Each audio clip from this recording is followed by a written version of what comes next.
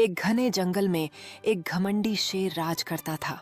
उसे लगता था कि वह सबसे ताकतवर और बुद्धिमान जानवर है। जंगल के सारे जानवर उससे डरते थे और उसकी बातें मानते थे। एक दिन एक चतुर खरगोश ने शेर को चुनौती दी। उसने कहा, अगर तुम सच में सबसे शक्तिशाली हो तो मुझे पकड़ कर दिखाओ। शेर ने सोचा कि यह आसान होगा और दौड़ना शुरू किया, लेकिन खरगोश ने अपनी चतुराई दिखाई और एक गहरे गड्ढे में कूद गया। शेर गड्ढे के पास आया और वहां फंस गया। जानवरों ने मिलकर शेर को समझाया कि घमंड खतरनाक होता है और छोटे जानवर भी बड़ी बुद्धि से बड़ा काम कर सकते हैं।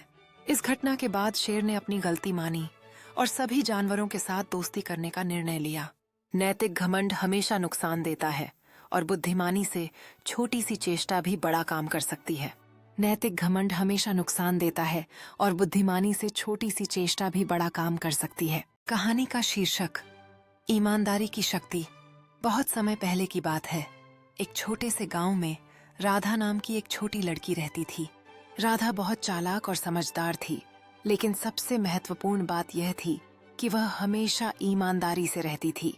एक दिन राधा जंगल में खेलते खेलते एक सुनहरी सिक्का देखती है। उसने सोचा, यह सिक्का तो बहुत कीमती है, इससे मैं बहुत सारे खिलौने खरीद सकती हूँ। लेकिन फिर उसे याद आया कि उसका पिता हमेशा कहते थे, ईमानदारी सबसे बड़ा धन है। राधा ने उस सिक्के को उठाने के बजाय गांव के मुखिया के पास जाने का फैसला किया।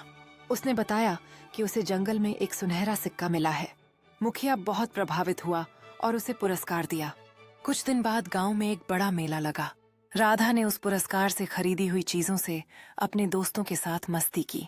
वहीं उसने अपने ज्ञान और ईमानदारी के कारण सभी की आंखों में एक विशेष स्थान बना लिया।